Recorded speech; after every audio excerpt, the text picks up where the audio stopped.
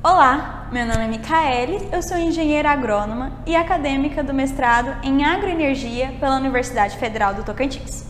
Pensando na temática proposta para a Agrotins desse ano, Cerrado Sustentável, o tema da nossa palestra é biotecnologia a serviço da sustentabilidade.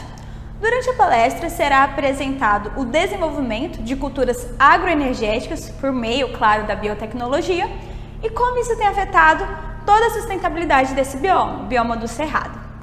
O Cerrado, ele abriga aproximadamente 5% da biodiversidade mundial e é uma das mais importantes fontes de água para a América do Sul.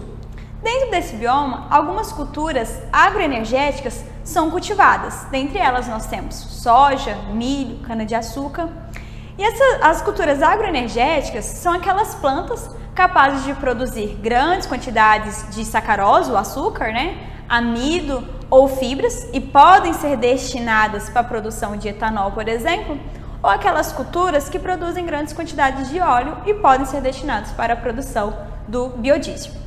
O que nós temos percebido é que nas últimas décadas, aproximadamente metade do cerrado brasileiro ele tem sido convertido em terras agrícolas ou pastagens, o que é extremamente preocupante, principalmente quando se trata de sustentabilidade. E quando nós olhamos para as projeções, elas nos mostram uma necessidade de aumentar a produção devido ao aumento populacional, o que também nos mostra a necessidade de se aumentar a abertura de novas áreas para se produzir. Então, dentro desse contexto de aumento populacional e necessidade de se produzir mais, a biotecnologia ela ganha um destaque. Mas o que seria a biotecnologia? Como vocês podem observar, a biotecnologia ela é a junção de diversas áreas que tem por intuito desenvolver processos ou produtos que têm uma função, uma finalidade econômica. Assim, o uso de ferramentas biotecnológicas favorece a produção de plantas de maneira sustentável, ou seja, buscando alcançar um equilíbrio ambiental, social e econômico. E uma das técnicas da biotecnologia que tem auxiliado bastante é a transgenia. É muito comum quando nós falamos em transgenia, em transgênicos, nós imaginamos, ou até mesmo quando fazemos uma busca rápida na internet, a gente encontrar esse tipo de imagem, onde um ratinho, por dentro é um kiwi, uma maçã por fora que por dentro é uma laranja, mas a verdade é que a técnica de transgenia não é nada disso, e sim uma evolução do melhoramento genético convencional, já que permite a transferência de características de interesse agronômico entre diferentes espécies. Então, essa técnica, ela permite os cientistas isolarem partes, genes de micro-organismos, por exemplo, e inserir esses genes em plantas, buscando alcançar assim uma resistência a doenças, a insetos ou até mesmo torná-las mais produtivas. Os principais produtores de culturas biotecnológicas são os Estados Unidos, liderando o nosso ranking, o nosso top 5, seguido pelo Brasil, Argentina, Índia e Canadá. O nosso país, que ocupa a segunda posição nesse ranking, atualmente 96% da soja e 88% do milho que é produzido nele é transgênico. Então, de fato, é um número significativo. Mas além de nós termos variedades transgênicas dessas duas culturas, nós temos também, quando se trata de culturas agroenergéticas, nós temos variedade de eucalipto e cana-de-açúcar. Quando se faz uso de técnicas como a transgenia, as principais características que se busca alcançar são resistência a insetos, a vírus, conteúdo alterado de sacarose, modificação de lignina e resistência a herbicidas. Tá, mas como que tudo isso impacta o meio ambiente? Quais são os benefícios de se fazer uso da biotecnologia, das ferramentas biotecnológicas para o meio ambiente? Um dos principais benefícios é justamente a redução dos impactos do homem sobre a natureza. As lavouras transgênicas, além de serem seguras para o meio ambiente, elas oferecem benefícios a mais do que as lavouras convencionais no que se diz respeito à preservação do nosso planeta. Por quê? Muitas plantas transgênicas disponíveis no mercado hoje, elas colaboram para a redução de aplicação de defensivos agrícolas, para o controle de pragas. E isso também acaba colaborando para a redução do consumo de água. Essa água que seria utilizada no preparo desses defensivos agrícolas. E além disso, nós temos também a redução do uso de combustíveis, que seria utilizado nos tratores, nos maquinários agrícolas, para se fazer as pulverizações desses produtos. Um outro fator extremamente interessante é a redução da abertura de novas áreas de plantio, porque muitas dessas lavouras transgênicas, elas são mais produtivas também. Um exemplo disso é a variedade de eucalipto. Essa variedade ela foi desenvolvida pela empresa Futura-Gine e posteriormente adquirida aí pela empresa brasileira Suzano, Papel e Celulose. Essa variedade de transgênico do eucalipto foi o primeiro transgênico da cultura no mundo. E em 2015, apresentou a maior produtividade florestal. Por isso que tem potencial para se reduzir a abertura de novas áreas, o que diminui também a pressão sobre as florestas nativas. Um outro benefício são os níveis mais baixos de emissões de gases de efeito estufa. Os gases de efeito estufa são os principais causadores de poluição do nosso ar. Por isso, nos últimos anos, a comunidade científica mundial tem voltado as suas atenções para as concentrações dos gases de efeito estufa, justamente pelo fato de que os níveis de concentração desses gases têm aumentado muito em um tempo relativamente curto, o que é muito preocupante. E no Brasil, mais da metade, infelizmente, da emissão de gases do efeito estufa está relacionado à atividade agropecuária. Mas como já foi dito, a biotecnologia ela também tem buscado auxiliar na redução da emissão desses gases do efeito estufa. Não só por reduzir as pulverizações, o uso de combustíveis nos tratores, mas também por favorecer o uso de sistemas como, por exemplo, o plantio direto.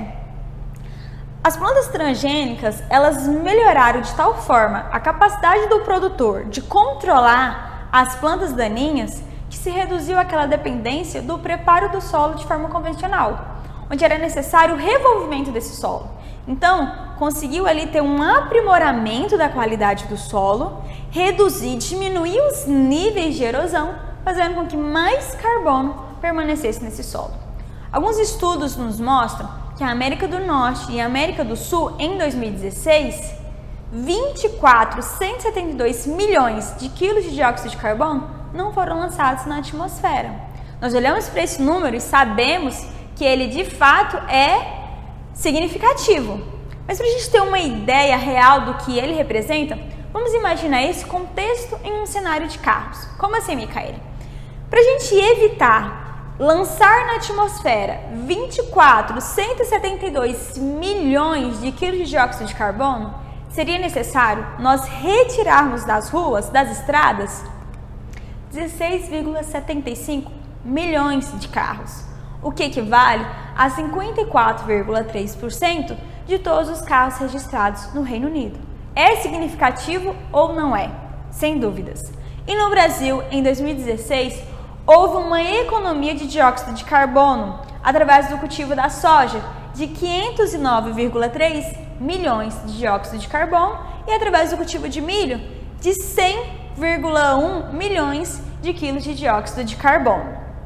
Claro, esse percentual atualmente ele é superior, porque o cultivo, a porcentagem de áreas que fazem uso da soja e do milho transgênico em 2016, de 2016 para 2020, se tornou superior. Então, esses dados também, atualmente, são superiores. Tá, mas quanto à economia e à sociedade? Quais são os benefícios? Nós falamos aí que sustentabilidade é buscar um equilíbrio ambiental, social e econômico. E a sociedade e a economia? Quais são os benefícios, que elas têm por se fazer o uso das ferramentas biotecnológicas? A atividade agrícola, assim como as atividades que derivam dela, foram responsáveis no ano de 2019 por 21,4% do PIB do Brasil. E o restante, 78,6%, foram de outras atividades econômicas. O que isso nos mostra? que mesmo diante das crises, esse setor consegue se manter de forma competitiva. E como explicar isso? Claro, esse resultado é a junção de muitos fatores, mas sem dúvidas, a iniciativa de se investir em transgênicos é uma delas. E isso a gente pode afirmar devido a alguns estudos que nos mostram que nos mais de 20 países que adotam transgênicos, eles conseguiram obter crescimento econômico e uma redução de impactos ambientais. E esse estudo ele foi ainda mais além.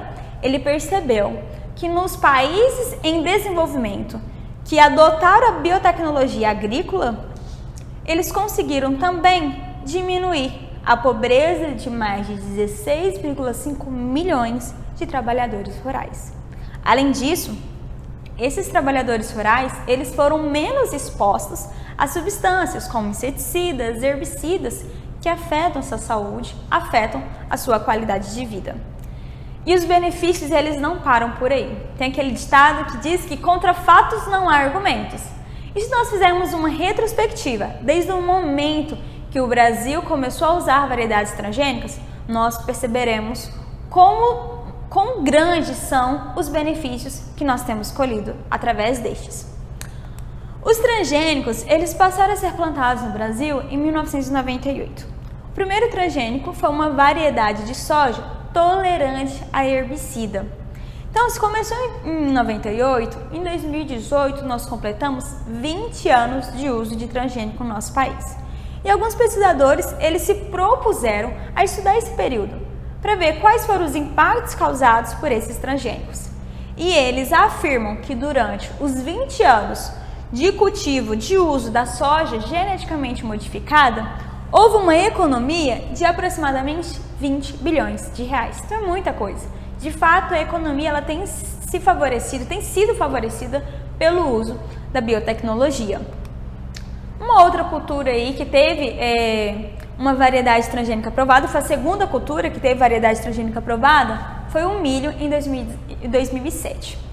Essa tecnologia, ela agregou de tal forma nessa cultura que em 2012 nós vimos aí as notícias, espalhadas, que pela primeira vez na história, a segunda safra de milho supera a primeira em produção. Claro, há várias variáveis envolvidas nisso, como por exemplo o próprio clima, mas sem dúvidas o uso crescente de transgênicos favoreceu um resultado como esse. E o que nós temos conseguido acompanhar é que recordes históricos estão sendo superados. Exemplo disso é o que a Conab, em fevereiro desse ano, nos informou, que mais uma vez a safra brasileira ela supera as expectativas de boa safra. Mais um recorde histórico marca a safra de grãos, principalmente as lavouras de soja e de milho, que são aquelas lavouras com maior percentual de uso de transgênicos no nosso país. Outra cultura que também teve um avanço significativo através da biotecnologia foi a cultura da cana-de-açúcar. Em 2017, o Centro de Tecnologia Canavieiro ele conseguiu aprovar a primeira cana transgênica do mundo. E essa cana ela tem por intuito ser resistente à broca da cana, que é a principal praga da cultura. Essa praga, esse inseto, ele causa prejuízos milionários à indústria sucroenergética e especialistas estimam que os custos causados, por causa dessa praga pode ser de 4 a 5 bilhões por ano. Então, de fato, é muito grande.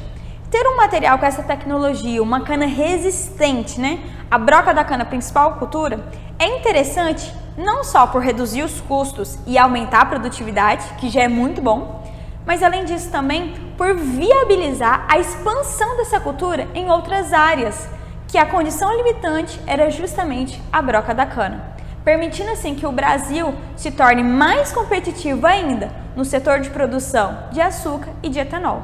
E para o nosso país isso é extremamente significativo pelo fato de ser o principal produtor da cultura.